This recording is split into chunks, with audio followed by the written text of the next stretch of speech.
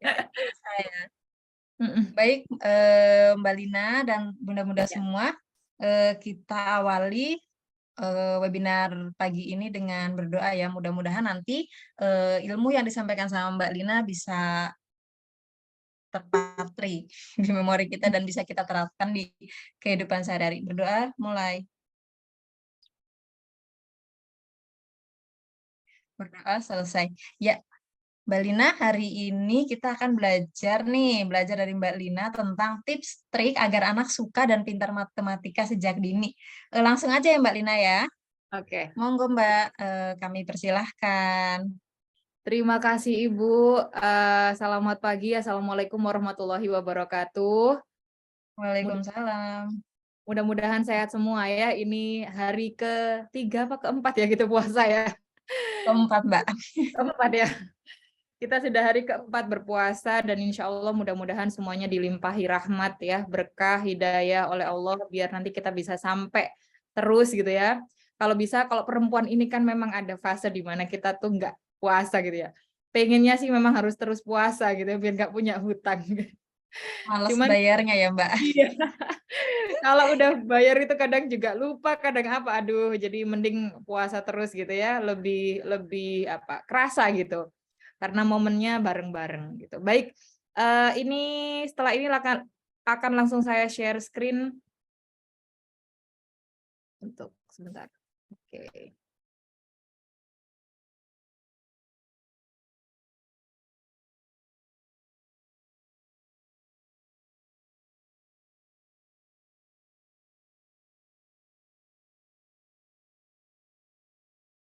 Oke, baik. Ayah bunda sekalian, alhamdulillah ya kita masih diberikan kesehatan dan kesempatan bisa berkumpul di sini ya buat belajar gitu ya. Sama-sama belajar. Saya pun juga masih belajar. Insya Allah Bapak Ibu semua juga belajar. Di sini ada bapak-bapaknya nggak ya? Kayaknya ibu-ibu semua ya. Alhamdulillah walaupun puasa nggak menyurutkan semangat kita ya untuk terus belajar gitu. Dan insya Allah nantinya kita akan bahas tentang tips dan trik gitu ya untuk anak-anak biar suka dan pintar matematika sejak dini gitu dengan cara yang seru dan menyenangkan. Saya yakin sih sebenarnya banyak dari kita itu yang mungkin pernah gitu ya mengalami kayak kesulitan gitu dalam mempelajari matematika. Namun di sisi lain gitu juga gitu banyak bahkan mungkin anak-anak yang juga terlihat pinter gitu ya atau mungkin memang punya kemampuan di numeriknya begitu. Nah, nanti kita akan bahas bagaimana sih gitu anak-anak yang mungkin suka sama pelajaran matematika atau mungkin bagaimana mereka itu bisa menikmati pembelajaran matematika itu nanti kita akan bahas semuanya di sini gitu ya. Sehingga nanti Bapak Ibu boleh misal menyiapkan pertanyaan dan lain sebagainya gitu ya. Nah, sebelumnya bagi yang belum kenal gitu ya, nama lengkap saya Lina Wijayanti. Kalau misal mau nanti tahu CV lengkapnya bisa diklik aja di sini. Nah, itu saya menamakan diri saya hardworking math teacher gitu. Jadi karena nanti di akhir-akhir tahu kenapa saya menamai diri saya sendiri sebagai hardworking math teacher gitu ya. Kemudian saat ini saya diamanahi menjadi deputi pendidikan di Yayasan Al Khairiyah, sehingga itu kenapa mungkin ada beberapa teman yang di IG juga tahu mungkin akhirnya jam ngajar saya juga harus dipangkas gitu karena ada amanah baru. Kemudian saya juga CEO Tumbuh Learning Center di mana Tumbuh Learning Center ini berfokus di matematika dan bahasa Inggris terutama.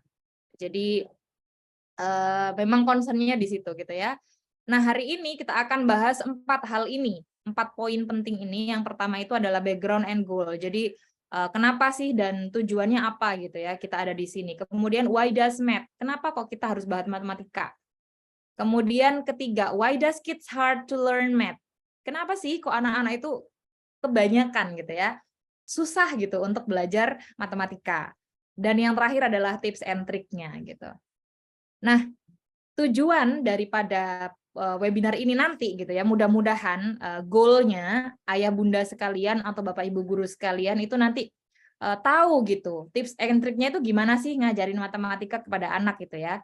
Kemudian kedua bisa membantu anak untuk bisa memahami matematika lebih baik.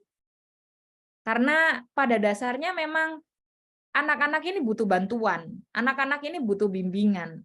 Kayak kita sebenarnya ya, kita mau di ilmu apapun, kalau misal kita tidak ada yang membimbing, tidak ada yang membantu gitu, pasti nantinya juga tidak akan tahu tentang ilmu tersebut gitu. Terutama di matematika. Saya lihat banyak fenomena bahwa orang atau orang tua ataupun mungkin guru gitu ya, hanya menjejal saja. Istilahnya begini, ini matematika, selesaikan dan kamu harus bisa. Nah, beda dengan ilmu-ilmu yang lain. Karena menurut saya walaupun semua ilmu itu punya tantangan-tantangan tersendiri gitu ya. Nah, di matematika ini memang perlu benar-benar butuh bimbingan untuk anak-anak yang memang mungkin kecerdasan di numeriknya tidak terlalu baik gitu. Sehingga kita sebagai orang tua wajib nih membimbing gitu. Karena sebenarnya yang mereka butuhkan ya memang bimbingan itu gitu.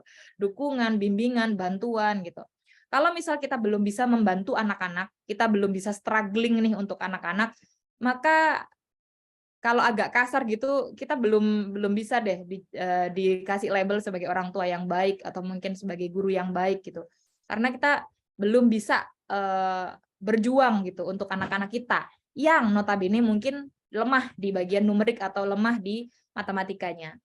Kemudian nanti mudah-mudahan dari sini kita juga bisa mengembangkan gitu ya, minat sama bakatnya anak-anak di bidang ini gitu. Kalau misal ada anak-anak yang tidak suka, berarti kita bisa guide biar mereka minat. Dan kalau misal anak-anak ini ada yang memang sudah bagus, maka kita bisa kembangkan bakat mereka gitu. Kemudian meningkatkan kepercayaan dirian anak dalam mempelajari matematika. Jadi semoga dari sini nanti kecas gitu ya. Istilahnya dapat ilmu baru, dapat suntikan baru sehingga mudah-mudahan nantinya bisa anak itu jadinya setelah ngobrol sama kita, setelah belajar sama kita, jadi percaya diri bahwa I can do this gitu. Aku bisa nih sama matematika kayak gitu. Nah, sekarang kita bahas why does math gitu ya. Kenapa sih? Kenapa sih kok kita tuh perlu belajar matematika? Sebenarnya ini saya rasa semua juga sudah pada tahu ya. Cuman mungkin saya perlu mengingatkan lagi gitu bahwa matematika itu punya peran yang sangat besar gitu ya, bahkan di segala aspek kehidupan kita. Jadi apapun yang ada di lingkungan kita, apapun kehidupan yang kita jalani, semuanya pasti bersinggungan dengan matematika. Entah itu berupa angka, entah itu berupa benda, atau yang lainnya gitu. Jadi matematika itu benar-benar sebenarnya sangat dekat dengan kita. Nah, alasan kenapa sih kok kita itu harus belajar matematika yang tadinya itu yang ini tadi yang penting banget? Karena satu, matematika itu tidak hanya berupa angka. Jadi matematika itu bisa mengembangkan kemampuan logikanya anak-anak.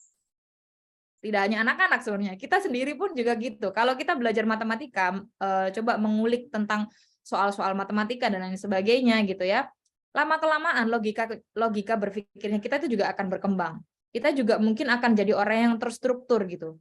Karena biasanya untuk bisa menyelesaikan matematika, kita kadang harus punya tahapan-tahapan tertentu gitu ya untuk bisa menyelesaikan permasalahan itu. Nah, karena yang pertama tadi, kenapa kok logika juga? Karena matematika itu melibatkan pemecahan masalah gitu, yang memerlukan kemampuan logika gitu untuk bisa menyelesaikannya. Jadi melalui belajar matematika itu nantinya anak itu akan terbiasa nih berpikir logis gitu dan sistematis kayak tadi yang saya bilang. Jadi dia nalarnya jalan, kemudian sistematis juga gitu dalam menyelesaikan. Bahkan itu nanti kalau misal dia sudah terbiasa melakukan itu, maka di dalam kehidupan sehari-hari pun dia juga akan melakukan hal yang sistematis pula. Begitu. Nah, kemudian yang kedua ini adalah untuk peningkatan kemampuan berpikir kritis. Jadi matematika itu nanti akan bisa membantu seseorang dalam berpikir kritis. Jadi artinya apa? Selain tadi logikanya jalan gitu ya, nalarnya jalan, akhirnya dia akan punya diksi why gitu di dalam otaknya dia. Kenapa sih kok harus begini? Oh, kenapa sih kok harus lewat situ? Kenapa sih kok harus dicari yang ini dulu gitu? Kenapa kok nggak langsung saja gitu? Lama-kelamaan ketika dia melakukan aktivitas matematika seperti itu, kritisnya juga akan tumbuh gitu ya. Nah, kemudian yang ketiga itu adalah tentang peningkatan kemampuan pemecahan masalah. Ini erat kaitannya dengan yang nomor 1 tadi gitu ya. Karena seringnya diberikan permasalahan-permasalahan atau aktivitas-aktivitas matematika, maka dia akan terbiasa gitu untuk mencari solusi gitu. Yang mungkin itu solusi itu awal-awal mungkin tidak efektif ataupun tidak efisien karena sesuai dengan caranya dia gitu ya. Tapi ketika dia harus mengulang dan mengulang lagi gitu, bagaimana dia harus memecahkan masalah, lama-kelamaan dia juga akan bisa menemukan cara yang efektif dan efisien gitu ya untuk menyelesaikan masalah tersebut. Kemudian ada memberikan dasar untuk ilmu pengetahuan dan teknologi. Jadi seperti yang kita tahu ya bahwa dasar-dasar dari ilmu teknologi itu sebenarnya matematika. Kenapa orang-orang teknik gitu ya, anak-anak yang masuk ITS dan lain sebagainya, pemrograman dan lain sebagainya, itu adalah anak-anak yang dari kalau misal dulu itu IPA gitu ya. Artinya matematikanya cukup gitu untuk bisa masuk ke dalam pekerjaan-pekerjaan yang berhubungan dengan teknologi. Kemudian yang kelima itu adalah untuk peningkatan kemampuan komunikasi gitu. Jadi dalam memecahkan suatu masalah tadi Ayah Bunda, kita itu harus punya kemampuan untuk komunikasi. Jadi misal nih komunikasinya tidak harus dengan orang lain dulu gitu ya, karena kita menumbuhkannya dari rumah, otomatis dia akan belajar nih bagaimana komunikasi dengan orang tuanya. Bagaimana sih caranya menyampaikan pendapatnya dia. Kalau misal dia dalam menyelesaikan masalah itu tidak punya cara komunikasi yang baik, otomatis dia juga tidak akan dapat memecahkan masalah itu dengan baik pula.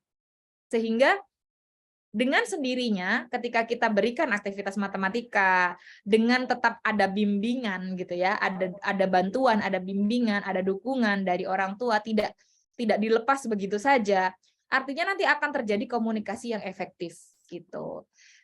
Karena tadi juga gitu sebenarnya dari logika dia nalarnya sudah jalan, kemudian dia sudah mampu berpikir kritis, dia mampu memecahkan masalah gitu ya. Maka dengan tidak sadar juga bahwa ternyata akhirnya dia juga bisa mampu melontarkan apa yang ada di pikirannya dia, apa yang ada di nalarnya dia, apa yang dia pikirkan tadi, seperti itu. Nah, sekarang kita beralih kepada apa sih yang membuat anak-anak itu suka gitu ya sama subjek tertentu gitu, terutama di matematika. Nah, anak-anak suka matematika itu diantaranya yang pertama itu adalah kita harus membuat matematika itu menyenangkan nih buat anak-anak gitu ya. Jadi kita bisa membuat pembelajaran atau mungkin aktivitas-aktivitas matematika yang menarik dengan menggunakan metode pembelajaran yang kreatif dan menyenangkan. Nah, kayak apa itu Bu Lina? Bisa jadi permainan-permainan matematika. Perlu digarisbawahi dan di bold gitu ya. Bahkan di caps lock gitu. Pekerjaannya anak-anak itu Ayah Bunda, itu memang bermain. Jadi kalau pekerjaan kita itu adalah bekerja, pekerjaannya anak-anak itu memang bermain. Jadi jangan salah persepsi ketika anak-anak itu sangat aktif untuk bermain, malah kita minta untuk ayo nak duduk belajar. Meskipun kita itu memang tetap harus mengajarkan kedisiplinan, terutama untuk anak-anak usia SD. Usia 7 tahun ke atas itu sudah kita ajarkan bagaimana dia bisa disiplin, bagaimana dia bisa duduk di dalam kelas. Tapi lagi-lagi karena mereka masih peralihan dari prasekolah ke sekolah gitu ya, dari fase yang bermain terus gitu ya, semuanya bermain aktivitasnya gitu ya. Kemudian harus ke SD di mana itu adalah peralihan di mana mereka harus belajar untuk duduk, menghargai, disiplin dan lain sebagainya. Maka jangan menuntut mereka bisa langsung duduk seharian kayak kita di kantor gitu ya. Misal kita bekerja di kantor, kita bisa duduk nih seharian dari pagi sampai siang gitu ya. Tapi tidak dengan anak-anak gitu. Sehingga rancang pembelajaran kita itu yang melibatkan anak-anak gitu dalam semua aktivitas itu. Mau itu dibuat permainan, mau ini yang saya tulis itu mungkin bisa dengan puzzle juga yang nggak harus moving gitu ya di tempatnya, tapi ada aktivitas yang mereka lakukan, tidak hanya mendengarkan di dalam kelas. Boleh gitu ya, ada beberapa part di mana memang kita butuh ceramah nih gitu ya, kita butuh ngomong sama anak-anak. Tapi ada beberapa hal yang harus kita lakukan juga gitu, termasuk tadi merancang pembelajaran yang melibatkan aktivitasnya anak-anak begitu. Kemudian membuat matematika itu relevan dengan kehidupan sehari-hari. Yang terjadi saat ini kebanyakan gitu ya, antara kehidupan dan topik-topik di matematika yang kita ajarkan di dalam kelas ataupun mungkin di rumah gitu ya, itu sangat jauh dengan realita kehidupan. Sedangkan anak-anak ini masih dalam tahap operasional konkret, di mana anak-anak ini belajar ya dari hal-hal yang mereka ketahui gitu ya. Nggak bisa mereka membayangkan rumus-rumus itu susah gitu. Sehingga kayak ada gap gitu antara apa namanya yang ada di kehidupan sehari-hari dengan yang ada di sekolah. Apalagi untuk yang SD ya, sudah SD. Ada gap gitu. Sehingga mereka akhirnya ini buat apa sih saya belajar matematika gitu. Nah, itu yang sering kali ditanyakan oleh anak-anak. Nggak kanggo Bu belajar matematika loh. Karena apa? Karena ternyata ya kesalahan kita itu belum apa namanya? Engage nih, belum mengkawinkan gitu ya istilahnya. Belum mengkawinkan antara pembelajaran di sekolah dengan kehidupannya anak-anak. Sebenarnya usaha-usahanya sudah ada ya. Usaha-usaha kita dulu itu adalah membuat kayak misal soal-soal cerita gitu ya, yang dekat banget dengan kehidupan anak-anak. Tapi lagi-lagi ketika jalan gitu ya, soal-soal cerita itu hanya cerita yang fiktif belaka. Artinya apa? Mereka itu benar-benar kayak apa ya? Nggak bisa merasakan gitu, feel di soal itu. Bahkan banyak dari mereka, banyak dari anak-anak juga tidak paham nih. Mereka bahkan tidak bisa memahami soal cerita itu sendiri gitu. Gimana sih maksud dari soal ini itu mereka juga jarang paham gitu ya. Mungkin nanti akan saya share bagaimana trik yang bisa saya lakukan gitu ya untuk bisa memahamkan soal-soal cerita untuk anak-anak. Nah, kemudian berkembang lagi di saat ini itu ada AKM. Nah, AKM ini lebih konkret gitu ya. Yang diminta itu adalah soal-soal yang istilahnya numerik atau mungkin literasinya itu sesuai dengan kehidupannya anak-anak yang biasa mereka lihat sehari-hari. Misal diberikan gambar dulu nih, ada gambarnya SPBU misal katakan ya.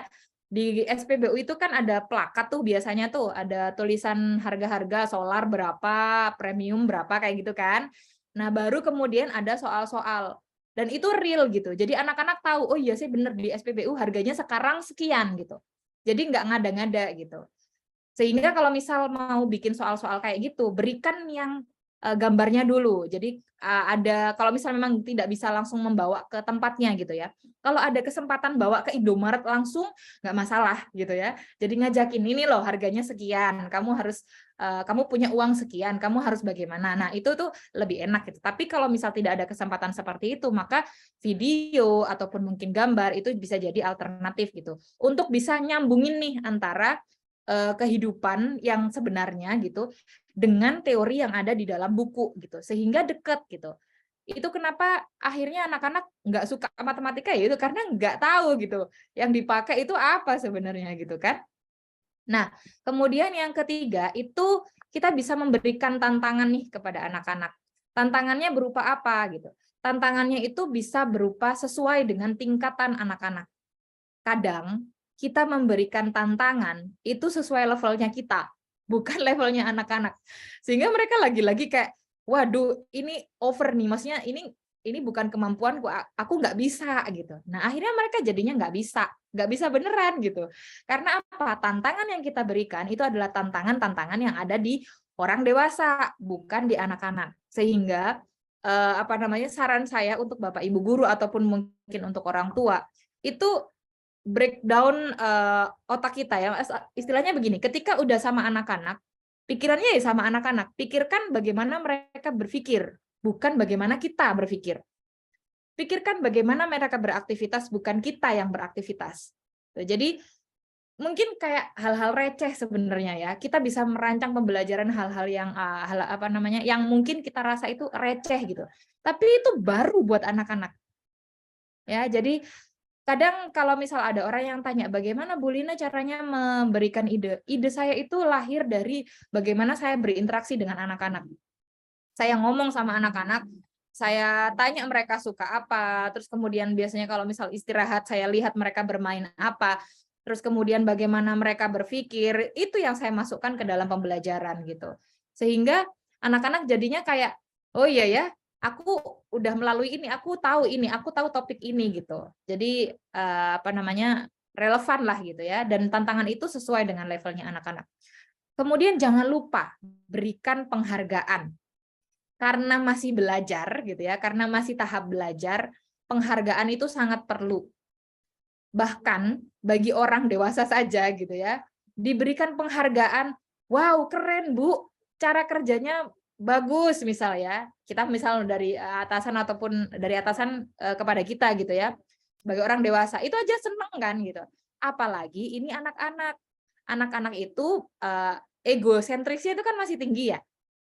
Sehingga ketika kita memberikan penghargaan kepada hasil kerja mereka, tidak harus berupa barang, tapi how kita itu bisa ngedengerin mereka aja, itu adalah satu penghargaan buat mereka. Apalagi kita bisa mendengarkan, terus kita bisa timpal bahasa Indonesianya. Kita bisa sautin tuh mereka, misal mereka ngomongin apa, kita bisa jawab dengan bahasanya anak-anak, kita bisa paham dengan dunianya mereka.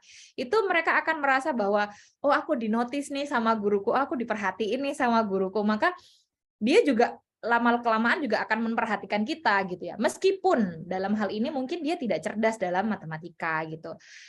Akhirnya apa? Akhirnya mereka juga akan suka gitu dengan kita. Kemudian memberikan dukungan, ini yang sudah saya bahas tadi. Jadi apapun yang mereka lakukan, kita harus terus memberikan dukungan. Bagaimanapun kemampuan mereka. Jadi yang mereka butuhkan itu adalah bimbingan dan dukungan, bukan celaan gitu ya. Kamu kok nggak bisa sih, gini aja kok nggak bisa? Iya, mereka anak-anak gitu. Nggak bisa lagi-lagi disamain dengan kita sebagai orang dewasa. Nah, sehingga dari hal-hal yang kita biasanya meng-encourage anak-anak dengan matematika itu dengan cara berpikir orang dewasa, akhirnya terjadi trauma nih, trauma matematika di anak-anak. Trauma matematika itu seperti apa? Jadi terjadi sebuah ketakutan, kecemasan gitu, ataupun mungkin stres yang berlebihan terhadap matematika itu sendiri yang muncul gitu di anak-anak. Ketika mereka sudah mendengar sekarang pelajaran matematika, mungkin banyak ya, mungkin anak-anak yang merasa seperti itu. Sudah kayak, aduh lemes duluan. Gitu. Pernah nggak sih kayak mungkin menghadapi anak kita sendiri gitu, males Bu ngerjain matematika, aku lo nggak bisa gitu. Mungkin muncul kayak begitu ya. Nah, itu adalah salah satu gejala gitu ya, gejala dari trauma matematika. Nggak boleh, jadi kita harus membuat anak-anak ini hilang trauma matematikanya. Nah, untuk tahu nih tadi gejalanya apa aja. Yang pertama itu, menghindari atau menunda-nunda tugas matematika. Kalau misal anak ini diberikan tugas matematika, aduh Bu, nah kayak gitu nih ya.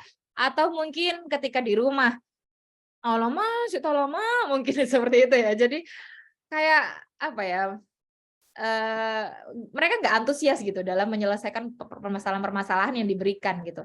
Kemudian merasa cemas atau takut saat harus mengerjakan tugas-tugas matematika. Jadi mereka takut duluan.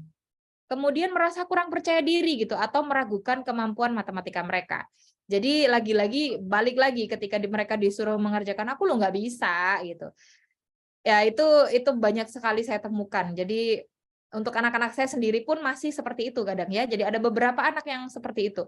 Jadi memang harus terus didukung gitu. Dan untuk mengembalikan trauma itu agak lama ya. Jadi kita harus stimulus terus gitu. Jadi jangan pernah berhenti gitu untuk memberikan dukungan dan bantuan. Faktor penyebabnya apa kira-kira? Ini hanya perkiraan, maksudnya tidak 100% gitu ya.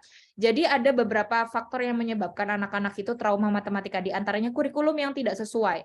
Artinya kurikulum yang tidak sesuai ini sesuai kemampuannya anak. Jadi misal nih, anak ini masih di level 1 katakan, tapi kita udah ngasih level 10, ya mana bisa.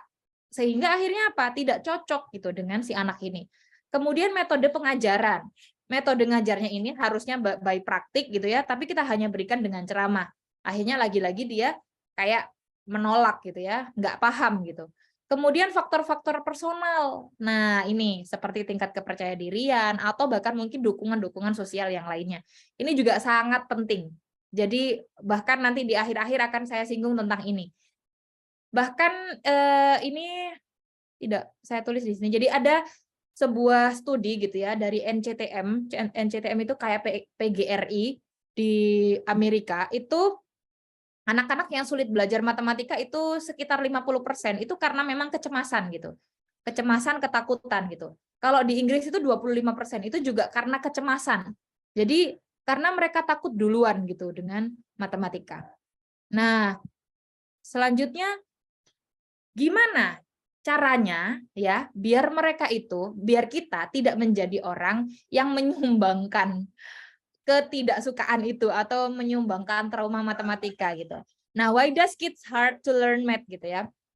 Nah, ini tadi sudah saya bahas ya. Jadi pengajaran yang tidak sesuai, tahapan yang kurang tepat gitu ya tadi, pengalaman buruk sebelumnya, tekanan dari lingkungan sekitar, kemudian masalah-masalah personal, keterbatasan mental, atau bahkan stigma sosial.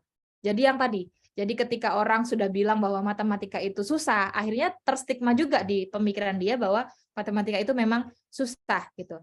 Solusi mungkin termasuk mencari bantuan. Gimana sih caranya? Cari bantuan Bapak Ibu.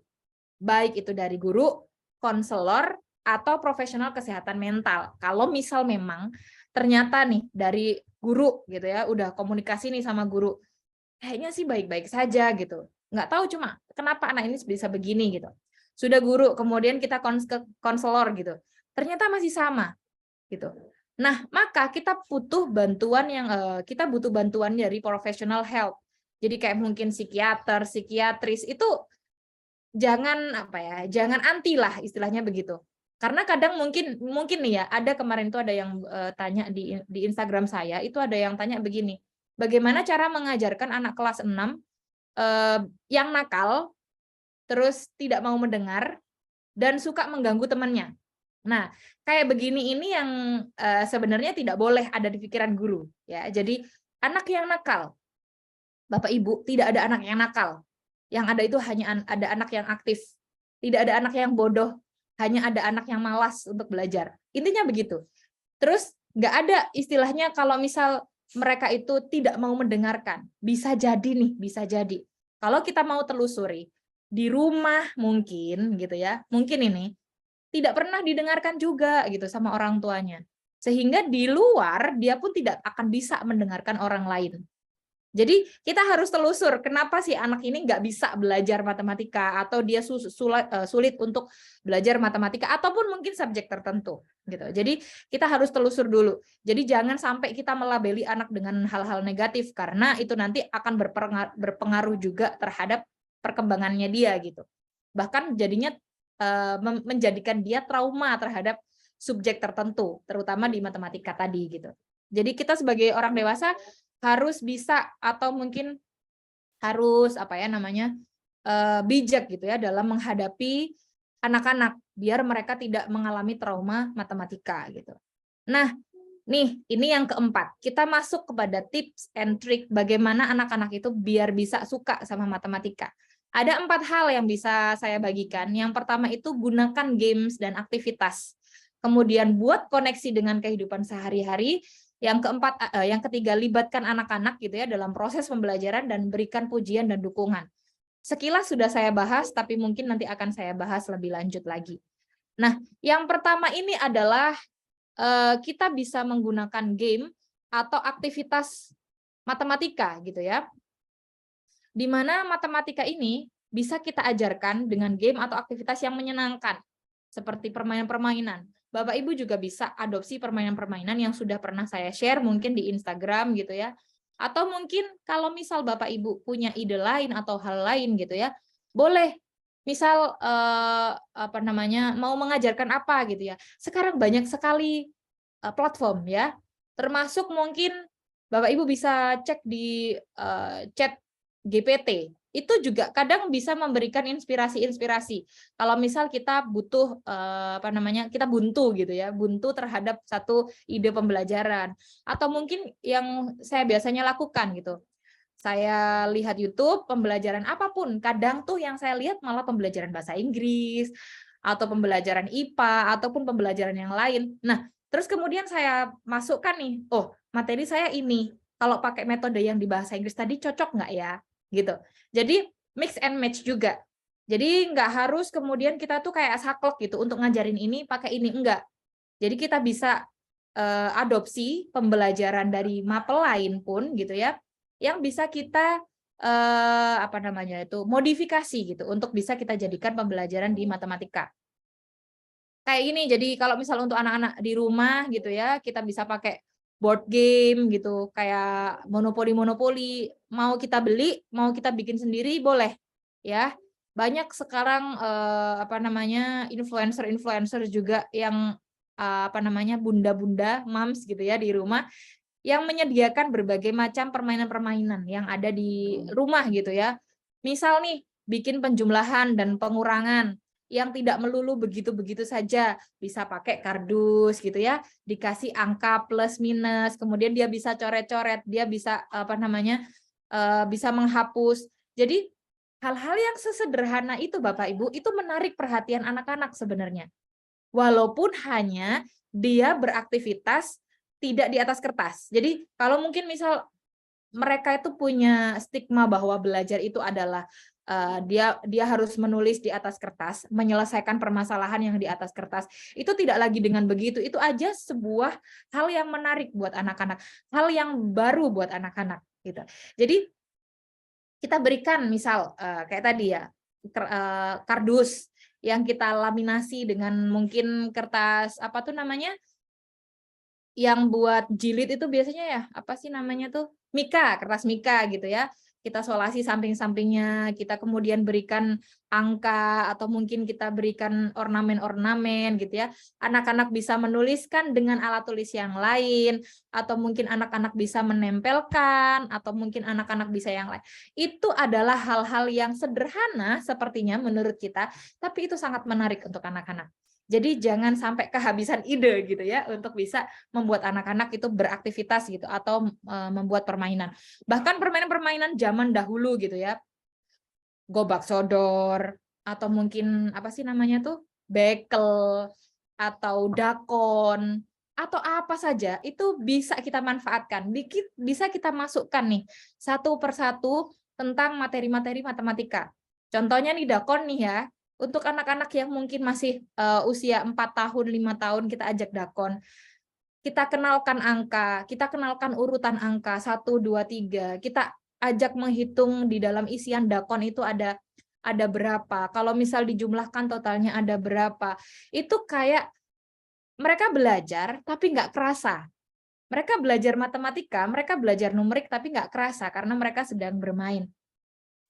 Kalau di dakon itu kan kita ecer ya Bunda ya. Jadi 1, 2, 3, 4 gitu kan sampai full penuh dan lain sebagainya. Kemudian dia belajar estimasi. Kalau misal aku mau akhirnya itu ada di lumbung, maka aku harus mengambil di lubangku yang mana biar sampai di lumbung pas. Istilahnya tidak ecer terus ngasihin orang terus gitu ya. Kalau dulu itu kan gitu. Itu belajar estimasi nih dia. Dia akan menghitung sendiri gitu. Oh, yang ini nih lubangnya ini ada 8 kayaknya cukup nih buat kelumbung. Nah, banyak akhirnya. Logikanya dia main, berpikir kritisnya dia main gitu ya. Kemudian numeriknya dia juga jalan, pemecahan masalahnya jalan gitu. Nggak kerasa padahal dia sedang bermain. Intinya begitu. Kemudian harapannya sih gitu ya, dengan cara belajar sambil bermain ini itu bisa meningkatkan minat gitu. Dan motivasinya anak-anak dalam mempelajari matematika. Lagi-lagi nggak kerasa gitu ya kalau mereka sedang belajar matematika. Lama-lama tuh nanti mereka akan minta lagi besoknya. Bunda yuk Bunda yuk main lagi yuk, main kayak kemarin. Nah, lama-kelamaan nanti kita bisa sisipkan nih, ini namanya kita bermain matematika. Mungkin suatu hari kata bermainnya kita ganti, yuk kita belajar matematika sambil bermain gitu. Jadi awal-awalnya mereka yang taunya itu bermain gitu. Lama-lama kita bisa selipkan kata-kata atau diksi matematika di situ. Kemudian nanti kita ganti diksi bermainnya kita dengan ganti belajar gitu ya. Bahkan nanti kita bisa gabungkan gitu antara belajar matematika dengan bermain. Jadi anak-anak itu akan enjoy dengan matematika gitu. Nggak harus serem gitu ya matematika itu ya. Nggak hanya angka-angka doang gitu yang abstrak banget. Nah, kemudian koneksikan dengan kehidupan sehari-hari ini yang sudah saya singgung dari awal gitu ya. Jadi kalau misal kita tidak membuat koneksi antara matematika yang sehari-hari dengan pembelajaran, akan terjadi gap. Jadi kayak misal ini, misalnya mengajarkan penjumlahan dan pengurangan melalui membeli makanan nih di pasar, ngajak anak-anak ke pasar, atau mungkin ngajakin anak-anak ke supermarket gitu ya, mungkin awal-awal bulan gitu biasanya. Belanja nih, nggak hanya jangan kalau saran saya ketika mau belanja sama anak-anak, cari waktu yang benar-benar luang banget gitu. Artinya tidak ada acara setelah itu. Kenapa? Tujuannya itu adalah kita ngasih pembelajaran buat anak-anak. Jadi nggak gopoh gitu loh, nggak terburu-buru gitu terhadap ketika kita milih-milih makanan. Jadi kita benar-benar ngajak anak untuk eksplorasi, ngajakin anak buat komunikasi. Bisa jadi nih ayah bunda mungkin ada yang bekerja gitu ya di luar. Sehingga bondingnya itu kan kadang mungkin cuma weekend atau mungkin waktu pulang kerja, itu pun kadang waktu pulang kerja juga sedikit kan gitu ketemu sama anak, apalagi sama ayah nih gitu ya. Jadi kalau belanja usahakan ayah bunda sama anak ini ikutan bareng-bareng. Karena apa? Bondingnya nanti di situ gitu. Jadi si ayah karena mungkin kerjanya bisa jadi full gitu ya dari pagi sampai mungkin malam gitu ya. Sehingga ketemu anak-anak mungkin waktu pulang anak-anak sudah tidur gitu. Ketemunya waktu Sabtu Minggu doang misal. Sehingga manfaatkan waktu itu benar-benar. Jadi ketika belanja komunikasinya itu bertiga. Kalau misal anaknya sudah 3-4 ya semuanya gitu ya. Biar apa? Skill komunikasinya anak ini juga berkembang. Nggak cuma nalarnya, nggak cuma kritisnya gitu, tapi kreativitasnya juga nanti dapat gitu. Nanti nih pekan ini Bunda tuh mau masakin ini, atau mungkin ditanyain kamu mau pengen masakan apa. Berarti kita butuh apa aja. Ini mikir nih dia. Oh, kalau misal satu orang nih, Bunda tuh butuh misal gampang mie deh gampang ya mie gitu ya. Mie instan gitu. Sebenarnya nggak boleh ya. Contoh aja, mie instan. Kalau misal satu orang di dalam keluarga kita itu hanya boleh maksimal makan 2 nih dek 1 bulan gitu. Berarti kalau kita anggota keluarganya ada 4, katakan ada kakak, ada adik, ada ayah sama bunda gitu. Berarti kita butuh cukup beli berapa ya? Nah, nanti juga itu akan terjadi penanaman karakter juga gitu ya. Karena apa? Karena kita tidak membeli lebih dari apa yang kita butuhkan. Jadi anak itu akan berusaha untuk kemudian manage bahwa oh ya selain matematika nih ya, oh aku butuh berarti berapa? Kalau 2 sama anggotanya 4 mah, berarti 2-nya ada 4, misal dia akan menghitung. Berarti kita cukup butuh 8. Iya, boleh nggak kalau misal dikasih masalah, boleh nggak nih kalau misal nanti mama beli 10 gitu, Dek. Dia akan berpikir, mungkin bisa jadi jawabannya boleh, bisa jadi jawabannya enggak. Tergantung bagaimana kita ingin menanamkan karakter di anak ini, gitu. Jadi kalau misal benar-benar ingin menanamkan karakter bahwa yang kita butuhkan itu yang kita beli, maka ya udah cukup 8 saja, gitu. Jadi banyak hal yang bisa kita pelajari dengan membawa anak-anak itu gitu ya di dalam kehidupan kita dengan mensisipkan matematika di situ gitu. Kemudian bisa jadi juga mengajarkan geometri ketika mau itu belanja atau mungkin mau itu pergi kemana gitu ya. Pasti di lingkungan sekitar kita itu kan erat kaitannya ya dengan bentuk-bentuk geometri gitu. Mau itu yang bidang datar, mau itu yang bintang bangun ruang gitu ya, itu banyak sekali yang bisa kita ajarkan kepada anak-anak. Atau bahkan ini dengan melalui bentuk-bentuk dari kita. Bisa jadi dengan aktivitas. Kalau misal di rumah tadi ya, misal kita di rumah ada banyak bentuk di rumah, itu bisa kita ajarkan sama anak-anak. Mau itu masak pun itu juga bisa gitu ya. Tolong dong ambilkan contoh teflon. Teflon itu kan sekarang ada yang bentuknya kotak, ada yang bentuknya lingkaran gitu ya. Tolong ambilin mama teflon yang bentuknya persegi dong. Nah, misal. Jadi anak itu yang persegi itu yang mana, Ma? Gitu kan. Kalau misal belum pernah tahu. Akhirnya anak-anak belajar dari apa yang ada di sekitarnya dia. Kemudian selanjutnya libatkan anak-anak dalam proses pembelajaran. Lagi-lagi jangan ceramah aja ya ayah ibu ya. Jangan istilahnya cuma ngasih soal doang terus ditinggal pergi ke kantor gitu ya. Jadi libatkan dalam pembelajaran anak-anak itu. Berikan tantangan gitu. Tadi kalau misal dia kasih proyek, tolong bikinkan ibu sebuah bangunan yang luasnya sekian, misal untuk anak-anak kelas tinggi ya, yang luasnya sekian, apa namanya, luas alasnya gitu, yang kira-kira volumenya sekian, kemudian dikasih puzzle atau apa gitu ya, maka dia ada proses berpikir di situ, pemecahan masalah di situ, dia terlibat dalam aktivitas pembelajaran, sehingga dia nggak kosong gitu loh. Jadi pengalamannya ada, pengetahuannya dapat seperti itu. Kemudian selanjutnya berikan pujian. Lagi-lagi anak-anak butuh yang namanya penghargaan, pujian. Sayang sekali saya tidak mencantumkan. Jadi kemarin itu beberapa orang tua gitu ya ngadu ke saya. Begini, Bu Lina, bukan ngadu sih, apa sih namanya, intinya ngasih tahu gitu ya. Intinya terima kasih gitu. Kenapa? Karena sudah diberikan penghargaan ini gitu, difotoin gitu, penghargaan yang Duta Med itu. Seumur-umur dia belum pernah mendapatkan penghargaan. Dan baru kali ini dia mendapatkan penghargaan dan dia bilang bahwa dia senang sekali sama pembelajaran matematika. Meskipun saya tahu kemampuan anak saya itu tidak bagus di matematika. Wih, itu kayak adem gitu ya dengarnya ya. Ya memang benar Bunda. Jadi memang dia itu kemampuan matematikanya tidak tinggi, tidak bagus lah ya, tidak sebagus teman-temannya gitu. Tapi memang di lain sisi dia di lain mapel dia bagus gitu. Dan yang saya salut dari orang tuanya ini adalah orang tuanya paham bahwa kemampuan anaknya memang tidak di matematika. Tapi dengan dukungan itu saja subjek matematika atau pembelajaran matematika menjadi dia sukai gitu. Yang awalnya itu istilahnya kayak males gitu loh, masuk matematika aja itu nggak seneng, udah nggak minat, udah nggak ada harapan gitu ya, kayak nggak apa namanya, kasarannya itu udah nggak ada harapan gitu. Tapi dengan memberikan penghargaan, walaupun hanya sebuah sertifikat kecil saja gitu ya, yang istilahnya saya bisa buat sendiri, saya print sendiri, terus saya kasihkan ke anak itu di depan teman-temannya, akhirnya apa? Dia kayak merasa bahwa aku dihargai nih usahaku sama guruku atau mungkin sama orang tuaku nantinya. Jadi jangan gampang ngejudge gitu ya, jangan gampang ngejudge, kok kamu dapat cuma segini sih Bang atau apa itu Kak gitu. Jadi dapat berapapun nilainya kita wajib apresiasi.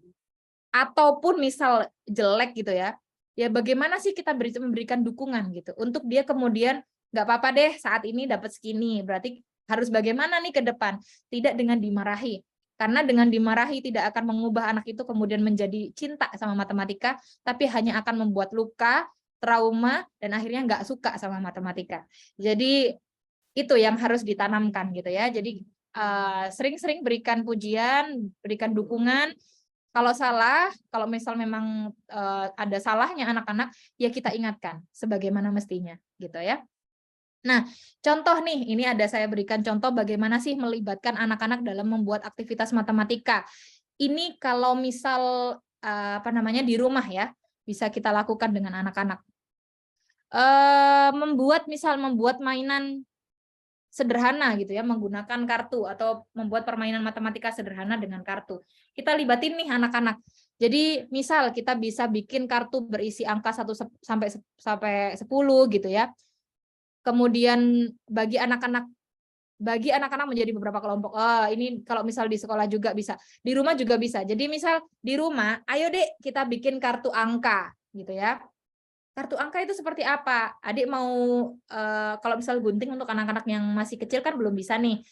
Ayah bunda yang gunting, mungkin dia kita bagiin bagian untuk apa namanya tuh garis gitu ya. Terus mungkin nanti kita bisa kasih kalau misal anak-anak yang usia masih 2 sampai 3 tahun gitu kan mereka belum mampu nih atau mungkin belum kuat untuk pegang pensil atau yang sebagainya. Ya mungkin kita bisa kasih apa namanya aktivitas yang lain gitu. Mungkin kita bisa tanyain pendapatnya. Kira-kira kalau segini cukup nggak? Kurang kecil nggak? Kurang besar nggak? Nah, biar dia punya merasa terlibat di situ gitu. Kemudian setiap kelompok diberikan beberapa kartu dan diminta untuk membuat operasi matematika sederhana dengan angka pada kartu tersebut sebagai penjumlahan dan pengurangan. Ini mirip dengan copy paste and solve itu yang saya pernah bikin. Jadi saya bikin papan flanel gitu ya. Kemudian saya bikin beberapa angka-angka yang di situ karena saya sedang mengajarkan pecahan, maka yang saya berikan itu adalah angka-angka pecahan, setengah, seperempat, dan seterusnya gitu ya. Kemudian anak-anak itu saya minta untuk menempelkan satu persatu karena sudah dibagi kelompok gitu ya, sudah ada kelompok merah, kelompok orange, kelompok dan lain sebagainya. Nah, itu mereka harus satu-satu menempelkan ke depan, kemudian orang kedua menempelkan lagi ke depan, orang ketiga harus solve, orang ketiga harus mengerjakan soal tersebut. Kalau misal di rumah juga bisa, tidak harus berkelompok. Kalau di rumah berarti dari kartu-kartu yang sudah dibuat tadi, minta anak untuk memilih sendiri, gitu ya. Minta anak untuk memilih sendiri, oke aku mau angka yang ini mah, oke sama angka yang berapa, sama angka yang ini. Kemudian coba kalau misal itu angka dijumlahin berapa. Nah, selain kartu, kita juga bisa nih libatkan benda-benda lain. Mungkin untuk bisa ngajarin dia cara berhitung gitu ya. Bisa dengan jari atau mungkin juga bisa dengan manik-manik atau bisa dengan jagung, apa aja boleh gitu ya. Apalagi nanti kalau misal jagung, beras itu ada hubungannya dengan calistung juga, itu bisa. Jadi bagaimana nanti dia mengurai jagung semuanya itu, menghitung jagung satu persatu, menuliskan angka sesuai dengan jumlah jumlah jagungnya tadi gitu ya, di kumpulan jagung tadi gitu atau di kumpulan beras dan lain sebagainya. Jadi aktivitas-aktivitas itu bersama anak-anak, bahkan pengambilan keputusannya saja itu dengan anak-anak. Kayak tadi ya, ini mau dibikin kartunya segede apa, ini kurang kecil apa kurang besar, itu juga harus dilibatkan. Kenapa? Biar anak-anak ini merasa bahwa aku berharga nih gitu. Pendapatku didengar. Sehingga nantinya ketika di luar dia juga akan mendengarkan pendapat orang lain, seperti itu. Kemudian membuat permainan matematika dengan papan permainan, ini juga bisa dilakukan, misal dengan menyiapkan kotak-kotak dan nomor pada setiap kotak. Jadi kita bikin aja mungkin di kertas, atau mungkin bisa pakai kardus seperti tadi gitu ya. Kemudian anak-anak berperan sebagai pemain dan memilih nomor dari kotak di papan permainan. Anak-anak kemudian harus menjawab pertanyaan matematika yang berkaitan dengan nomor tersebut, seperti menambahkan atau mengurangi bilangan pada kotak yang telah dipilih. Jadi di kotak-kotak itu bisa jadi nih, kita sudah siapin, entah itu soal, entah itu hanya berupa angka. Terus kita tambahkan dengan angka yang lain gitu.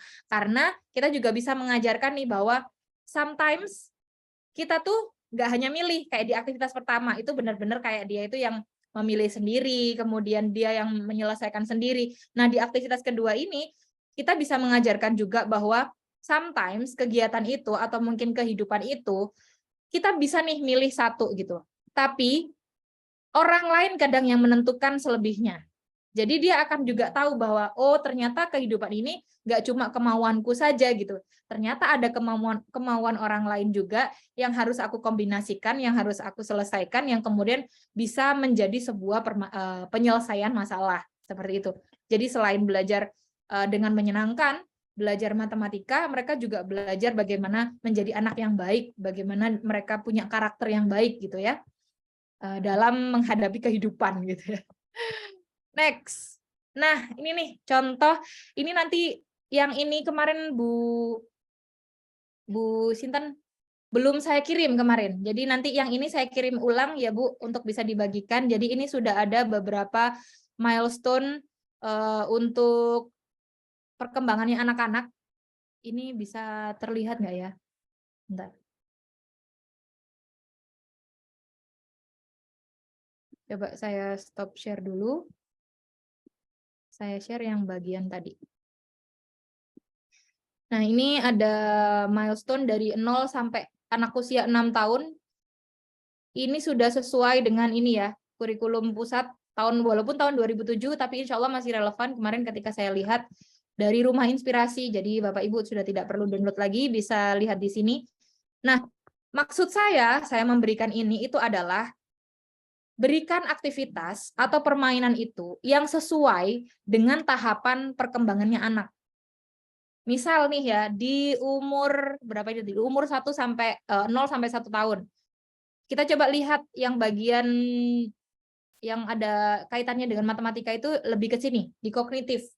Itu banyak ada hubungannya dengan matematika. Jadi misal nih, anak usia 0 sampai 1 tahun, bagaimana cara mengajarkan matematikanya, gitu ya. Yang pertama, di tahapan ini itu mereka sudah bisa melihat wajah orang dan benda-benda terdekat. Kemudian mereka sudah bisa mengamati anggota tubuhnya sendiri, mulai dari tangan, kaki, jari tangan gitu ya. Nah, di sini nih kita bisa selipkan pembelajaran matematika. Mungkin misal dengan apa namanya? Ngenalin gitu ya, ngenalin angka.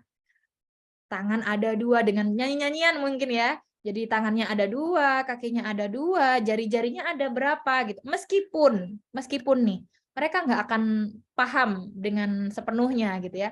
Tapi kita sudah kenalkan bahwa di dalam ilmu-ilmu matematika, di dalam kehidupannya mereka, di dalam anggota tubuhnya mereka itu matematika semua gitu ya. Kemudian mengamati benda sekitar ya. Oh, itu jam, itu bentuknya seperti ini. Disonding aja dulu. Kayak ketika kita apa ya namanya, kalau belajar Al-Qur'an itu kan sebenarnya dari apa namanya? Dari hamil ya. Ketika kehamilan itu sudah diperdengarkan dengan Al-Qur'an saja, bahkan ada beberapa hafiz cilik itu yang begitu ya. Ketika sudah umur 2 tahun, 3 tahun mereka sudah hafal Al-Qur'an karena apa? Karena dari kandungan saja itu sudah dikenalkan dengan Al-Qur'an gitu. Nah, itu juga seperti itu dengan matematika. Kalau misal kita apa namanya bisa mengenalkan matematika itu sejak bahkan mereka dari usia 0 atau bahkan Bu kalau dari kehamilan ya boleh silakan ibundanya senang ngerjain soal-soal matematika apa asal nggak mual gitu aja ya.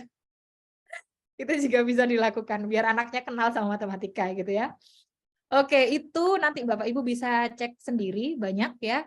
Terutama yang tadi saya bilang bahwa di konsep-konsep matematika atau cara mengajarkan matematika itu lebih dekat dengan aspek kognitifnya.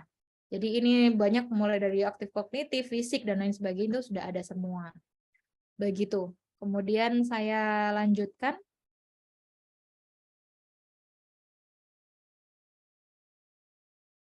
Oke, saya balik lagi ke yang tadi.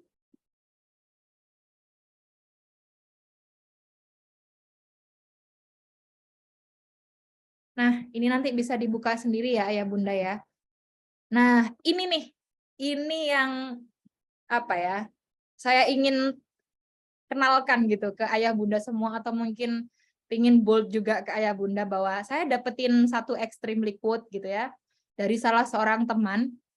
To make our kids learn is not about best curriculum or books or something else. The best way is to be their father gitu ya. Karena ini yang ngomong itu adalah laki-laki. Jadi dia mengibaratkan bahwa sebenarnya kalau mau bikin anak-anak kita itu belajar gitu ya, mau bikin anak-anak kita itu seneng belajar sama subjek kita gitu ya, kita harus jadi bapaknya mereka dulu. Bapak dalam hal ini itu apa gitu ya? Bapak dalam hal ini itu kalau ayah bunda apa namanya telaah lebih dalam lagi, orang tua ya, ayah, ibu itu sebenarnya kan dua insan yang ditemukan dengan cinta nih ya. Dengan cinta kemudian lahirlah seorang anak ini tadi gitu ya, anak-anak yang harus kita ajarin gitu ya. Nah, untuk bisa mencintai sebuah subjek gitu ya, kita juga harus mencintai anak ini tadi gitu. Termasuk bagaimana dia itu juga bisa menganggap kita sebagai ayahnya, sebagai orang tuanya. Kalau kita ibu berarti harus membuat anak ini menganggap kita sebagai ibunya, orang tuanya. Kalau di sekolah mungkin orang tua kedua. Kalau memang ibu asli, ya itu tadi Bu, kembalikan lagi peran kita sebagai ibu. Ibu beneran gitu ya. Yang mana banyak cintanya sebenarnya. Karena dia lahir pun karena cinta gitu. Jadi mau dengan kurikulum bagaimanapun gitu ya, mau dengan permainan apapun yang kita berikan, kalau itu sudah dengan cinta, itu gampang. Intinya begitu loh. Intinya kita gampang masuk ke anak-anak kalau anak-anak itu sudah cinta sama kita. Pernah nggak kalau misal kita tuh disenengin anak-anak gitu ya di sekolah, mereka seneng karena personalize kita gitu ya. Kemudian dengan pembelajaran kita juga mereka seneng. Ya karena itu gitu. Karena kita ngasih cinta dulu ke anak-anak, baru mereka bisa menerima itu, lalu mereka bisa cinta sama pembelajaran kita. Nah, itu kemudian yang istilahnya sepaham juga dengan apa yang saya tulis di sini. Jadi ini adalah my favorite algoritma. Jadi algoritma favorit saya gitu ya. Kalau dibuat matematika, ini rumus yang saya buat sendiri gitu. Tidak untuk menyelesaikan masalah matematika, tapi untuk menyelesaikan bagaimana anak-anak suka sama matematika. Jadi algoritma saya itu adalah love your kids first. Kemudian ditambah love math. Jadi kita harus cinta sama anak-anak, kemudian kita cinta sama matematika, baru deh anak itu bisa kids love math. Jadi anak-anak bisa cinta sama matematika. Jadi ini adalah satu formula yang saya temukan setelah saya mempelajari anak-anak dan setelah saya mempelajari bagaimana matematika itu bekerja. Jadi ketika saya itu istilahnya dulu tuh saya sudah pernah jadi guru gitu ya. Tapi belum belum benar-benar mencurahkan semua cinta gitu ya, belum benar-benar mencurahkan semua cinta sama anak-anak. Itu ya masih nggak ada ruhnya gitu, belum belum belum benar-benar kayak ide itu kayak belum muncul dengan gampang gitu loh. Jadi ketika saya merasakan yang sekarang, ketika saya sudah benar-benar mencintai anak-anak, siapapun mereka, saya nggak pernah memandang anak ini siapa, anak ini pintar, apa anak ini enggak. Bahkan mungkin anak-anak yang enggak itu bahkan saya rangkul dengan lebih gitu ya. Karena ternyata di balik ketidakbisaannya itu mungkin di balik egoisnya dia di kelas, di balik kalau kata mereka itu nakal di kelas, itu ternyata ada something yang harus kita bantu gitu untuk keluar dari masalah itu. Kemudian saya sendiri juga cinta sama matematika gitu ya. Akhirnya mereka tuh juga jadinya seneng gitu sama matematika. Meskipun sebelumnya kayak, aduh, apa sih matematika? Ngapain sih kita belajar matematika? Gimana sih matematika itu? Aduh, nggak mau deh belajar matematika. Kayak gitu. Jadi ini adalah formula yang mungkin bisa diadopsi sama Bapak Ibu guru yang lain atau mungkin ayah bunda sekalian gitu. Kemudian ya ini tadi pembelajaran. Kalau kita itu sudah cinta gitu ya kepada anak, kita cinta sama matematika, maka anak itu juga akan mudah gitu. Kita satukan gitu antara cintanya matematika ya antara matematika dengan anak-anak itu akan mudah kita satukan kalau kita sudah mencintai keduanya. Begitu, itu dulu Ibu yang bisa saya sampaikan. Terakhir ini nanti ada closing statement yang mungkin nanti ya setelah tanya jawab mungkin. Sudah 1 jam saya bicara. Ya, terima kasih Bu Lina. Oke, kita masuk ke sesi tanya jawab ya, Bu. Yes, siap. Ini aku bacakan dulu yang tadi udah drop pertanyaan. Dari Bunda Indri, usia anaknya 11 tahun. 11 Ini tahun kelas menurutku lucu sih. Bagaimana cara pendekatan dan memahamkan bahwa matematika ini penting bagi kehidupan. Soalnya anaknya itu udah ngeblok kalau matematika susah dan suka komen. Ngapain sih belajar matematika atau juga nggak dibawa ke akhirat? Yang dibawa seperti sholat dan ngaji. Hal ini membuat Ananda kurang tanggap dalam memahami konsep dasar matematika. Oke, baik. Ya, gimana, Bu? Menarik sekali ya. Jadi apalagi dia sebenarnya dia cerdas loh. Dia sudah bisa mengkaitkan antara kenapa sih aku nggak belajar matematika sedangkan nanti tuh aku udah nggak make tuh matematika. Itu kan pemikirannya dia. Nah, ini yang perlu kita sentil ke anak ini. Nah, bagaimana sih caranya masuk ke anak ini? Kita udah tahu nih, konsepnya dia itu adalah akhirat. Konsepnya dia itu adalah agama. Maka kita bisa masuk untuk Bu Indri, bisa masuk memberikan pengertian itu melalui agama. Jadi karena dia konteksnya itu masuk ke agama. Coba masukin.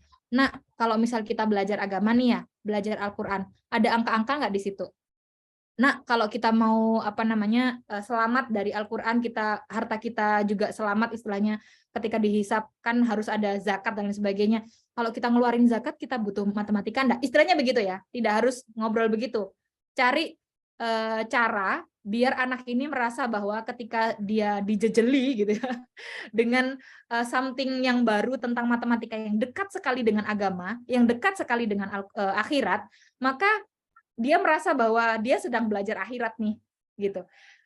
Karena apa? Ketika kita belajar agama pun, ya kita belajar apa saja, puasa ada hitungannya, bagaimana kita mulai dari terbit fajar sampai terbenam matahari, fajarnya itu berapa derajat dan sebagainya, itu butuh yang namanya matematika gitu. Jadi kita bisa ngomong nih sama anak, sebenarnya kalau mau selamat di akhirat, kita juga harus belajar matematika. Kenapa? Semua yang ada di Al-Quran itu ada kaitannya dengan matematika gitu. Mau itu konsep bilangan ada, mau itu konsep pecahan ada, mau itu konsep sudut ada, mau itu konsep tempat ada. Jadi semuanya itu sebenarnya juga dijelaskan di dalam Al-Quran. Jadi rugi kalau misal kita tidak belajar atau tidak mendalami Al-Quran. Sedangkan Al-Quran sendiri nanti kita juga pasti akan istilahnya gini, kan nanti kamu kalau di akhirat ketika kamu baca Al-Quran, kamu menyelami isi Al-Quran, kamu belajar tentang Al-Quran, kira-kira menjadi sebuah amal nggak? Oh ya nih, jadi sebuah amal nih Bun. Nah, di Al-Quran itu banyak sekali konteks-konteks matematika gitu. Jadi buat dia merasa bahwa ketika dia belajar matematika itu juga belajar tentang akhirat. Jadi lagi-lagi karena apa? Karena dia merasa bahwa antara konteks di dalam kehidupan nyata atau mungkin kehidupan dia nanti di akhirat itu ya, tidak ada kaitannya dengan belajar matematika yang sekarang. Ada gap tadi yang saya sebutkan. Sehingga tugas kita adalah membuat gap itu berkurang gitu. Gap itu menjadi tidak ada gitu untuk anak-anak gitu. Jadi dekatkan Al-Quran berarti kalau gitu ya, dekatkan Al-Quran, dekatkan agama dengan anak-anak. Jadi mungkin tidak lagi ngajakin dia shopping, tidak lagi ngajakin dia ke dapur gitu ya, tapi ngajakin dia belajar agama dengan konteks matematika. Begitu. Ya, unik-unik memang ya Bu ya, anak-anak. Ya, boleh dari yang raise hand ada Bunda Intan. Bu, sebentar ya, Sebentar ini aku. saya low Sampai bat. jam berapa Bu? 12.15 ya Bu ya? Ya, boleh. Sebentar. Ini saya low bat. Ya. Saya perlu nyari ini dulu, sebentar ya. Charger.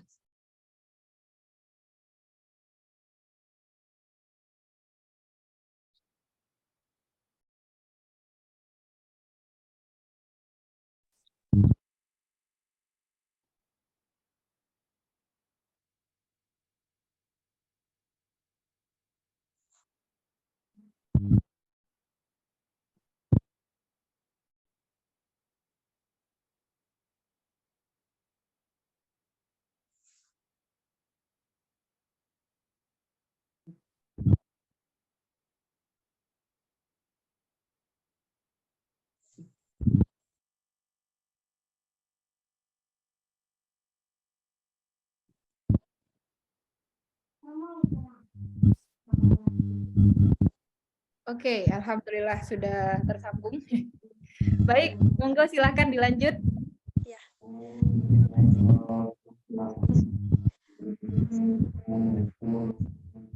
Halo. Halo, iya suaranya tidak terdengar.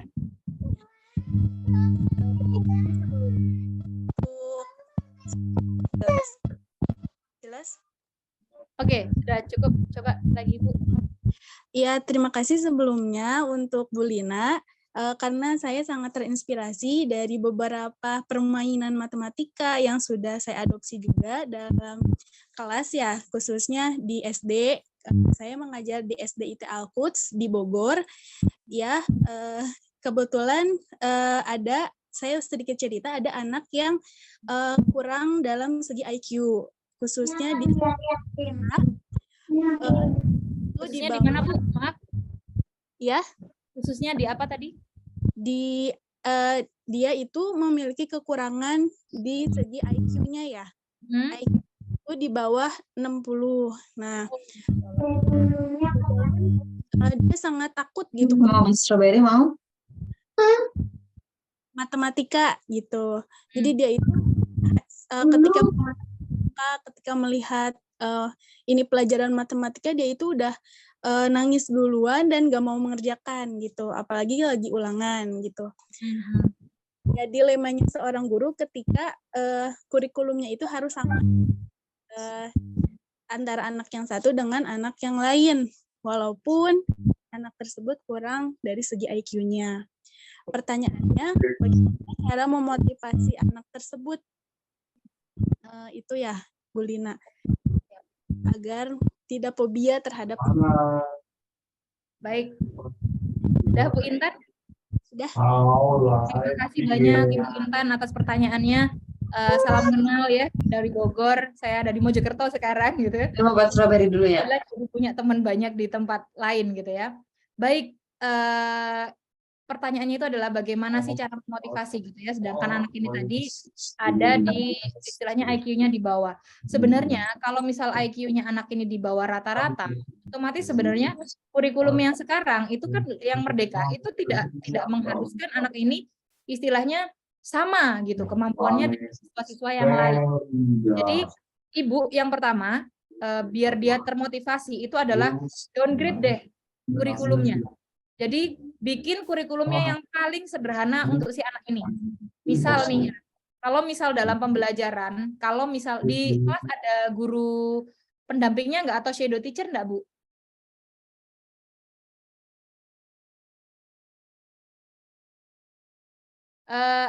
Belum di-unmute? Oke, saya coba tidak bisa dengar.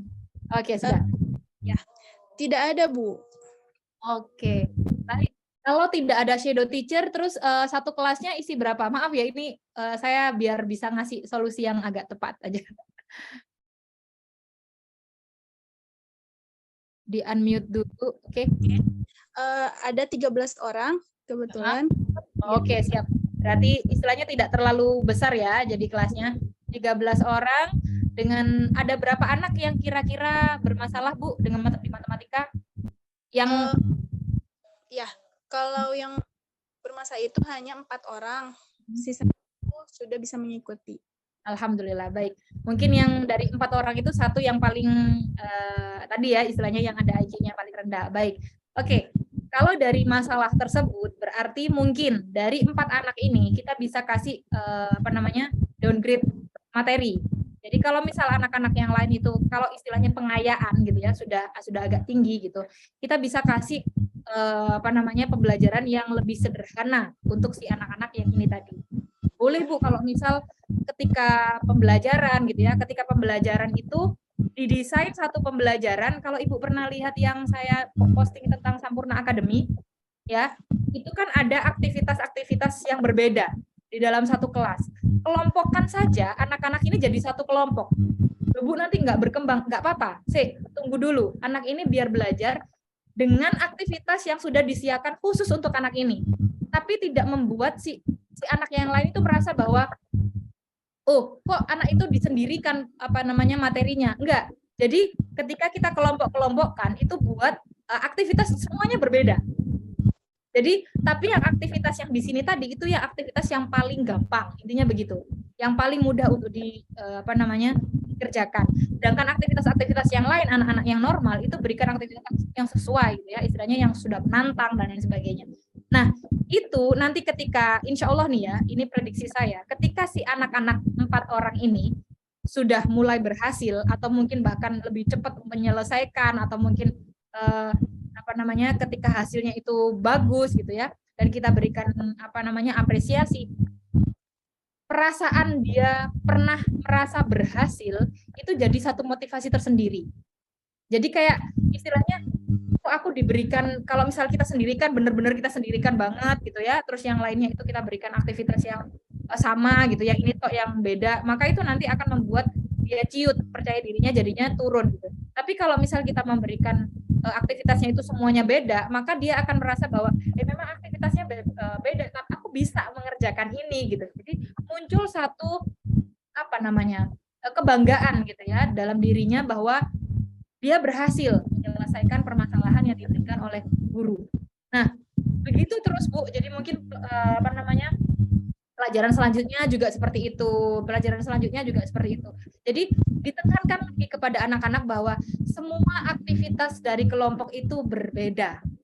Jadi biar apa? Biar tidak ada rasa bahwa aku disendirikan karena aku nggak bisa. Enggak. Jadi mereka merasa bahwa aku sama dan aku berhasil berhasil menyelesaikan. Nah, kalau misal cara itu ternyata mereka belum berhasil, berikan kayak kita tanyain lebih dalam gitu ya. Intinya mereka suka apa, mereka ingin seperti apa dan lain sebagainya. Bahkan sampai nih kalau misal memang ada anak satu yang mungkin benar-benar parah gitu ya, yang tadi IQ-nya rendah, itu bisa nanti kita tawarkan ke orang tuanya untuk bisa memberikan jam tambahan ataupun yang sejenisnya gitu, agar tertolong anak ini. Gitu. Tapi mungkin tidak perlu diberitahukan kepada teman-temannya, lagi-lagi untuk menjaga harga dirinya si anak tadi, karena bisa jadi dia semakin ngedown, dia semakin istilahnya nggak suka atau mungkin semakin kayak pesimis, tidak percaya diri karena teman-temannya tahu bahwa dia tidak bisa gitu. Sedangkan kadang ada ya, mungkin kalau misal teman-temannya itu adalah teman-teman yang suportif, teman-teman yang kayak anak-anak saya itu alhamdulillah suportif mereka. Jadi ada anak-anak yang nggak bisa, itu kadang ketika saya berikan penghargaan, semuanya suportif banget gitu. Kadang ada yang nggak bisa, ini loh diajarin. Nah, itu tuh bagus gitu. Tapi kalau misal ada nih kadang mungkin anak-anak yang tidak suportif dan lain sebagainya, itu malah nanti akan membuat mereka jadi tidak percaya diri. Gitu. Jadi saran saya pertama, coba berikan aktivitas kelompok yang berbeda dengan grade yang berbeda untuk anak-anak dalam kelompok yang tadi, kelompok-kelompok yang lemah. Jadi biar mereka merasa bahwa ada kebanggaan tersendiri, mereka bisa menyelesaikan permasalahan yang diberikan oleh guru. Gitu Bu Intan, mudah-mudahan bermanfaat ya. Ya, terima kasih Bu Lina. Ya, sedikit ini Bu Lina mau mengkonfirmasi tadi tuh memotivasi ketika mengerjakan ujian sekolah. Kebetulan memang anak tersebut kelas 6. Itu sih. Itu yang soalnya sama berarti ya? Sama, disamakan. Kalau soalnya disamakan, kalau nggak salah ujian sekolah itu sekolah sendiri nggak sih Bu yang bikin soalnya? Iya, betul. Nah, kalau soalnya sendiri sekolah yang bikin itu bisa banget Bu disiasatin. Jadi bikin soal aja yang istilahnya ya sesuai dengan levelnya dia gitu. Jangan terlalu susah. Kan istilahnya sudah diserahin nih ke sekolah. Jadi kita tahu mana siswa-siswa yang memang levelnya masih rendah. Kita berikan aja soal-soal yang level rendah gitu. Jadi kita berikan mungkin biar lagi-lagi tidak tidak membuat yang lain itu iri. Kita berikan kode, jadi kita sampaikan ke anak-anak. Jadi soal ini nanti ada beberapa soal yang berbeda, dan itu acak, intinya begitu. Dibilang aja soalnya itu acak, soalnya sudah diberikan kode, jadi kalian tidak istilahnya untuk ngasih tahu kalau nggak usah contekan, intinya begitu. Jadi padahal sebenarnya kita sudah menyiapkan juga untuk menjaga wibawanya si anak tadi untuk bisa mengerjakan soal sesuai levelnya. Itu sih kalau saya. Terima kasih Bu Lina, Masya Allah. Mudah-mudahan anaknya tertolong ya. Amin. Baik, mohon maaf ini saya ganti dulu switch sebentar ya, soalnya Mbak Hanifnya anaknya lagi sakit, jadi saya handle dulu. Ini ada pertanyaan Bu dari Bunda Farah, usia anaknya 11 tahun, domisili Aceh. Pertanyaannya, bagaimana pendekatan yang tepat terhadap anak yang pendiam dan apa metode pembelajaran yang tepat terhadap anak pendiam itu agar dia bisa, kondisi anaknya sangat tertutup dan tidak mau membuka diri ketika guru ingin membimbing, masih lambat dalam hal perkalian sehingga belum mampu melakukan pembagian materi selanjutnya pun jadi keteteran. Terima kasih. Oke. Usia 11 itu kelas 5 dan kelas 5 ini memang terjadi learning loss di mana ada 2 tahun, sekitar 2 sampai 3 tahun gitu ya. Terjadi anak-anak corona gitu ya, sehingga banyak sekali learning loss. Itu kenapa perkalian yang biasanya diberikan di kelas 3 itu jadi terhambat. Istilahnya kemampuan mereka terhambat karena memang di kelas 3, kelas 4 mereka hilang, intinya begitu ya. Nah, bagaimana cara mendekati anak ini? Kalau ini tadi kayaknya seorang guru ya mungkin ya. Yang pertama berarti harus komunikasi sama orang tuanya terlebih dahulu.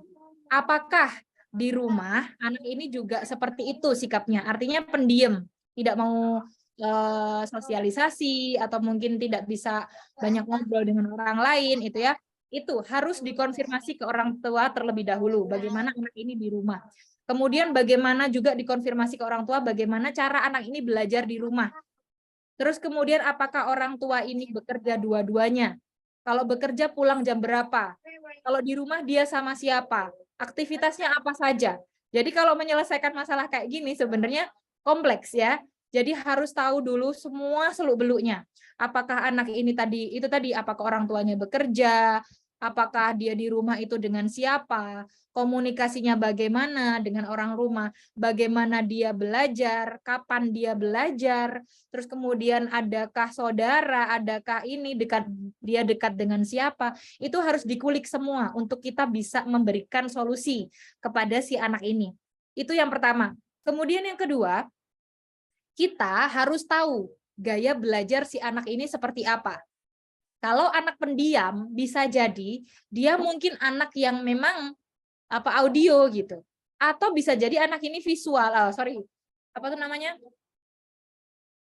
Kines gitu. Jadi kita harus tahu dulu nih anak ini cara belajarnya bagaimana. Nanti kalau misal sudah tahu anak ini cara belajarnya, kita baru bisa melakukan pendekatannya seperti apa. Terus jangan lupa kita sering-sering ajak dia ngobrol. Bisa jadi karena memang di rumah ketika dia mau ngobrol, sudah kamu jangan ngobrol mulu atau kamu jangan ngomong terus atau selalu di-cut gitu. Akhirnya ketika di rumah di luar dia pun juga tidak bisa mengekspresikan gitu. Kayak tadi ya, seharusnya kalau misal di rumah dalam aktivitas belajar pun kita selalu istilahnya open terhadap pendapat anak gitu. Ini mau dibuat seberapa? Ini ya kalau misalnya yang masih ada hubungannya dengan anak ya. Sehingga nanti ketika di luar dia pun bisa mengutarakan gitu ya apa yang ada di pikirannya. Kalau misal si anak ini sangat pendiam gitu ya. Kalau anak ini sangat pendiam, maka itu tadi kita harus cari tahu dulu kenapa anak ini pendiam. Terus gaya belajarnya seperti apa. Sehingga itulah nanti gaya belajar itu yang bisa kita masuki dengan cara-cara kita gitu. Kalau misal ternyata pendiamnya itu karena dia di rumah itu tidak pernah diajak ngobrol, berarti tugas guru di sekolah yang ngajakin dia ngobrol. Sampai dia berani ngomong. Sometimes kita berikan, yang saya baca di Toto Chan, yang buku Toto Chan, itu ada satu aktivitas sebelum mereka itu makan siang, untuk mengajarkan public speaking, si guru ini ngajakin anak-anak cerita apa saja, boleh cerita apa saja sebelum prosesi makan gitu ya, prosesi makan bersama. Nah, ada satu anak waktu itu diceritakan bahwa anak ini ketika sudah gilirannya maju, itu nggak mau ngomong sama sekali. Jadi diem, maju itu pun diem. Hebatnya lagi, si guru ini sabar. Jadi ditungguin kemudian dikasih stimulus gitu ya. Kamu nggak punya cerita, dia diem. Kamu apakah tadi misal kayak tadi dari bangun tidur apakah tidak punya sesuatu yang ingin kamu ceritakan? Tidak, jawabannya gitu. Awal-awal pokoknya dia tidak, terus cuma gitu aja. Karena dia tidak terbiasa untuk bicara gitu, atau ya mungkin tadi pendiam gitu ya, dia tidak biasa bicara dengan orang lain. Terus kemudian ketika dia berhasil, oke, baik kalau gitu, tadi setelah kamu bangun, kamu ngapain? Ditanyain sama guru. Setelah jawabnya tetap pakai gitu ya. Setelah bangun, saya mandi. Wah, hebat. Wah, kamu sudah bisa cerita gitu. Dikasihlah tepuk tangan sama satu kelas. Akhirnya apa? Akhirnya dia termotivasi. Terus dia tanpa ditanya, dia cerita lagi. Setelah makan, akhirnya mereka berhenti tepuk tangannya. Setelah makan, saya setelah mandi saya makan gitu. Terus kemudian ditepukin lagi, wah keren gitu ya. Terus apa lagi gitu. Kemudian gurunya menstimulus lagi. Terus apa lagi? Dia cerita lagi. Setelah itu masih tetap dengan Jadi dia tidak bisa cerita dengan luas gitu ya, karena memang dia tidak terbiasa untuk cerita. Jadi mungkin begitu yang bisa dilakukan. Pertama, cari tahu background-nya dulu. Yang kedua, cari tahu gaya belajarnya. Yang ketiga, kalau misal memang itu dia adalah sangat pendiam dan tidak biasa bicara, ajakin dia bicara, ajakin dia komunikasi. Mungkin tidak harus di dalam kelas, kalau misal di dalam kelas bisa, di saat istirahat mungkin didekatin, diajak ngobrol. Kamu gimana tadi belajarnya? Kamu tadi makan apa? Kamu tadi ini apa? Minta dia bercerita. Nanti lama-kelamaan dia akan terbiasa gitu. Bahkan mungkin nantinya dengan sendirinya ketika ada momen gitu ya, maka dia akan mendatangi bu guru itu, mungkin langsung akan cerita gitu. Jadi kita harus tahu dulu nih gitu, istilahnya masalahnya, akar masalahnya di mana. Intinya itu untuk bisa membantu anak-anak keluar dari masalah itu tadi. Begitu Ibu, mudah-mudahan bisa diambil manfaatnya ya. Baik, terima kasih Bu Lina. Ini ada pertanyaan dari Bunda Anita. Bagaimana cara paham akan dasar pembagian dengan cara menggunakan Porogapet? Porogapet ya. Oke. Iya, Porogapet. Baik, sebenarnya begini, untuk pembagian itu kan sebenarnya banyak cara ya, mau itu dengan Porogapet, mau itu dengan cara susun gitu ya. Tapi yang penting adalah bagaimana caranya anak itu tahu dan paham awal konsepnya dulu deh gitu. Jadi yang selalu saya bilang adalah konsep awalnya dulu dimatengin gitu. Kalau konsep awal pembagiannya itu sudah paham, maka barulah kita mengajarkan tentang Porogapetnya itu. Nah, Porogapet itu sendiri memang agak rumit ya Bunda ya. Jadi caranya itu naik turun. Sehingga kalau cara saya yang saya lakukan adalah step by step. Step 1 anak-anak paham, kalau belum paham jangan pindah. Udah pokoknya dari situ dulu. Kasih contoh itu misal 56 dibagi 5 gitu ya. Step 1 harus ngapain dulu. Anak-anak sudah tahu itu dulu. Walaupun belum sampai selesai, saya akan berikan soal lagi. Soal dengan angka lain.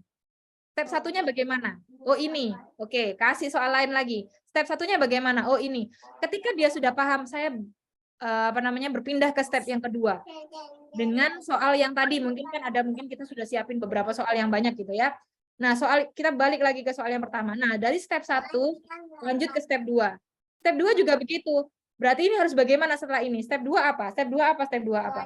Ketika anak itu sudah paham, maka balik lagi kita lanjutkan ke step 3. Lumrah kalau misal ada 1-2 anak yang mungkin belum bisa ngikutin. Nah, inilah mungkin yang anak-anak spesial tadi gitu. Jadi kita bisa berikan jam tambahan atau apa gitu ya, yang untuk membantu anak-anak yang mungkin memang sulit gitu untuk bisa memahami step-step yang tadi. Walaupun secara step-step tadi sudah sangat detail gitu ya, bahkan sudah dengan latihan-latihan tertentu. Jadi kalau saya yang pertama konsep harus mateng, 2 ajarkan step by step sampai paham. Jadi jangan pindah step kalau dia belum paham. Itu begitu. Terima kasih. Terima kasih. Berarti ini sama kayak pertanyaan yang dari Bunda Maria Ulfa ya, berarti anaknya benar-benar harus dari dasarnya. Ini kan anaknya belum bisa terlalu hafal rumus-rumus, bagaimana mengajarkan matematika. Berarti sama ya pertanyaannya, mirip dengan yang pertanyaan yang tadi ya. Yang penting konsepnya dulu dia paham, maka nanti rumus ngikut gitu intinya. Benar. Berarti kayaknya udah hampir semua. Ada nih satu lagi kayaknya pertanyaan Gita Riani. Ketika berusaha nerapin games untuk masuk ke materi ajar di kelas, tapi kadang agak sulit mengatur waktu belajarnya karena harus sesuai dengan timeline mengajar dan berasa seperti kejar-kejaran. Biasanya kan kayak program tahunan atau semester, bagaimana mengaturnya? Gini. Saya itu kalau misal melakukan pembelajaran, biasanya nih ya, saya lihat dulu di awal tahun nih, ada berapa bab yang harus saya kejar. Oh, ada sekitar 7 atau mungkin 6 gitu ya. Matematika kalau kelas 5 itu 6 atau 7 gitu kan. Nah, saya berarti butuh untuk satu materi itu butuh sekitar, ini gambaran kasar ketika saya baru buka bab gitu ya. Ada 6 bab atau 7 bab tadi. Saya butuh waktu berapa lama nih kalau gitu? Saya diberikan waktu berapa lama untuk 1 tahun ini? Oke, berarti kalau misal ada 6 bab, 3 bab, 3 bab. 3 bab untuk semester 1. Semester 1 itu ada sekitar 4 bulan efektif gitu ya. Yang 2 bulan itu sudah nggak efektif, ada liburan, ada pengambilan rapot, ada ujian-ujian gitu ya. Ada 4 bulan efektif. Maka berarti kira-kira nih kasarnya satu bab itu kekejar untuk satu satu bulan itu untuk satu bab gitu. Nah, setelah itu masih ada spare nih 1 bulan lagi. Maka ketika 1 bulan lagi ini saya petani itu, baru saya petani satu-satu. Oh, materi ini agak susah. Saya butuh waktu lebih lama. Maka ini saya kasih spare waktu 1,5 bulan. Permainannya nanti akan ada di sini, ada di sini, ada di sini. Jadi itu planningnya gitu. Terus kemudian materi yang lain juga begitu. Oh, ini agak mudah nih. Cukup nih 3 minggu gitu. Oh ya wes, berarti permainannya cukup 1. Yang 2 minggunya lagi ini nanti buat apa namanya kayak pendalaman gitu. Mungkin yang 1 minggunya konsep, 1 minggunya latihan-latihan begitu. Jadi saya itu juga ada beberapa siklusnya gitu. Tidak harus setiap kali masuk itu bermain, enggak gitu. Bahkan anak-anak pun juga tahu gitu bahwa ketika Bu Lina mengajarkan satu bab baru gitu ya, mereka senang. Kenapa? Karena pasti bab baru itu ada permainannya dan itu pasti baru permainannya gitu. Jadi mereka kalau sudah ulangan gitu ya, ulangan harian Bu, mereka antara sedih dan senang gitu ya. Ulangan harian itu kan mereka nggak senangnya ulangan harian ya. Tapi ketika sudah tahu ulangan berarti besok mau ada bab lagi gitu ya. Iya benar. Wah, main gitu. Jadi mereka itu sudah apa ya, menantikan itu gitu. Nah, padahal di permainan itu juga ada materi-materi gitu. Maka mereka juga harus mikir intinya begitu. Walaupun mereka bermain, mereka kadang juga harus menyelesaikan. Ada juga kadang di ulangan hariannya itu juga saya bikin permainan. Jadi biar tidak terlalu kayak kaku gitu ya, tidak terlalu kaku biar anak-anak juga senang. Jadi permainan itu tidak selalu saya gunakan di setiap pertemuannya Bunda. Jadi biar Bunda juga bisa ngasih apa namanya spare waktu juga untuk memasukkan konsep, mendalami konsep, atau mungkin untuk latihan-latihannya anak-anak gitu ya, atau mungkin ya untuk sharing atau just apa namanya take ice breaking gitu ya. Saya juga kadang kayak begitu. Jadi biar anak-anak nggak bosen gitu. Jadi ada beberapa 30 menit pertama itu saya buat duta matematika. Kemudian 30 menit kedua itu baru masuk materi. Jadi saya biasanya materi cuma 30 menit. Itu insya Allah cukup. Jadi kalau misal kita itu efisien lah ya, jadi menggunakan waktunya efisien. Yang penting-penting saja. Karena apa? Karena pembelajaran yang saya berikan itu tidak textbook tidak berbasis buku terus gitu loh. Jadi buku itu yang saya berikan kepada anak-anak atau yang diberikan sekolah kepada anak-anak itu adalah suplemen menurut saya. Jadi saya mengajarkan kepada anak-anak itu by activity. Jadi pembelajarannya itu benar-benar mereka alami, mereka apa istilahnya bermakna gitu ya, joyful, bermakna dan mereka alami sendiri. Buku itu saya minta anak-anak untuk pelajari di rumah. Mau itu cuma dibaca ataupun mungkin kalau ada waktu tertentu misal ya apa namanya itu buat mereka belajar misal kayak ada soal-soal di buku itu latihan-latihannya di situ. Jadi penanaman konsep semuanya saya ajarkan by activity gitu. Jadi ketika masuk ke buku walaupun di buku kan juga sudah ada penanaman konsepnya ya, istilahnya ada bacaan-bacaan tentang bagaimana mencari volume, misal bagaimana menyelesaikan ini dan itu gitu. Cuman itu bukan patokan saya lagi. Jadi saya lebih kepada activity based, bukan book gitu. Jadi kalau misal book itu hanya saya pakai untuk tadi pendalaman materi ataupun mungkin untuk latihan-latihan soal. Jadi misal satu bab itu nanti mungkin minggu pertama itu matematika ada 2 kali pertemuan di sekolah saya. Yang satu itu cuma 30 menit, yang kedua itu 30 menit. Jadi 5 jam pelajaran. Nah, di aktivitas pertama mungkin kalau misal dibuat permainan itu memang susah ya. Kalau misal ada duta matematika juga. Tapi kalau nggak ada duta matematikanya, kalau misal saya butuh benar-benar kayak misal oh di sini nanti udah libur nih yang karena gini ya. Jadi yang 2 jam sama yang 3 jam. Kalau yang di 3 jam itu nanti oh ternyata ini libur, saya nggak bisa ngasih ini pembelajaran. Maka saya ngasih di sini. Maka duta matematikanya bisa saya skip atau duta matematikanya saya bisa cepetin gitu. Jadi ini bisa saya pakai untuk permainan. Dan itu istilahnya bikin permainan yang istilahnya cukup gitu untuk waktu segitu gitu. Jadi kita harus pinter-pinter nih mengalokasikan waktu agar permainan yang kita bikin itu juga cukup dengan waktu yang tersedia. Seperti itu Bu. Jadi jangan takut dengan apa ya, dengan alokasi waktu harus permainan kita atau mungkin aktivitas kita yang kita sederhanakan atau mungkin kita sesuaikan dengan jamnya. Terus yaitu tadi planning awal ketika awal tahun itu sangat bermanfaat. Jadi kita butuh berapa bab, kita butuh berapa bulan untuk menyelesaikan satu babnya. Begitu. Baik, terima kasih. Ini kayaknya udah lewat waktunya, Bu. Iya. Kalau gitu kita langsung closing statement aja boleh? Boleh, siap. Terima kasih. Sebentar akan saya share dulu. Baik Bapak Ibu, terima kasih sudah hadir di acara hari ini ya. Mudah-mudahan tadi jawaban-jawabannya bisa bisa diambil hikmahnya dan bisa diterapkan di rumah. Jadi ini adalah pesan untuk Bapak Ibu semua gitu ya. Terkadang kita itu lebih fokus pada cara berpikirnya kita, sedangkan kita lupa bahwa anak kita itu juga berdaya. Terkadang kita juga suka mencerca gitu ya, tanpa mau tahu kemampuan mereka yang lainnya. Anak-anak kita itu mungkin memang tak cerdas di matematika gitu, tapi dengan cinta pasti mereka akan suka. Mungkin mereka juga tak mahir dengan angka, tapi dengan rasa pasti mereka pun juga akan berusaha. Ayah bunda, bapak ibu guru, dampingi dan bimbing mereka. Bukan karena kurikulum yang mana gitu ya, akan tetapi dengan cinta yang mana yang bisa kita berikan kepada mereka. Akan melahirkan kreativitas tanpa batas dalam membersamai matematika yang kata mereka pelajaran yang murka. Mojokerto 26/2023. Masya Allah. Closing statement-nya sangat bermakna sekali, Bu Lina. Ya Allah, Masya Allah. Semoga bermanfaat buat ayah bunda yang lainnya, buat bapak ibu guru yang lainnya. Terima kasih banyak sudah mau kami undang. Sehat-sehat selalu, Bu Lina. Terima kasih banyak. Ibu siapa? Dengan ini Reni, Bu. Oh, Saya ya Allah, bantu Bu teman. Iya, foto dulu boleh ya? Oh, boleh, untuk siap. kenang-kenangan. Iya, Bunda Ani boleh bantu, Bun? Baik. Boleh sebentar. Jangan ada yang chat dulu ya, biar lebih gampang di fotonya. Boleh silakan yang mau open cam. Maaf, saya nggak bisa open cam dulu. Iya. Ada 3 halaman.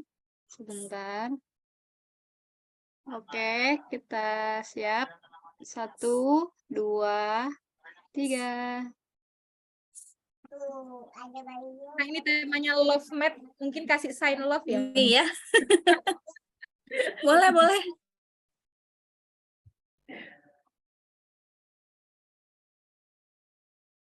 Boleh. Halaman 2 nih nggak ada yang open cam ya? Ya. Baik. Enggak ini. Berarti sudah? Oke. Baik, terima kasih banyak Bu Lina. Sama-sama, Bu Semoga Reni. nanti kami bisa Bunda mengundang Hanifah. kembali Bu Lina. Allah, Sehat-sehat. amin ya Allah. Terima kasih Bunda Hanifah dan Bunda Reni. Mudah-mudahan semuanya sukses juga ya. Iya, Salam terima anak-anak di kasih. rumah. Amin. Terima kasih Bunda Lina. Saya Baik. boleh in live ya. Silahkan. Ayah Bunda. Ya.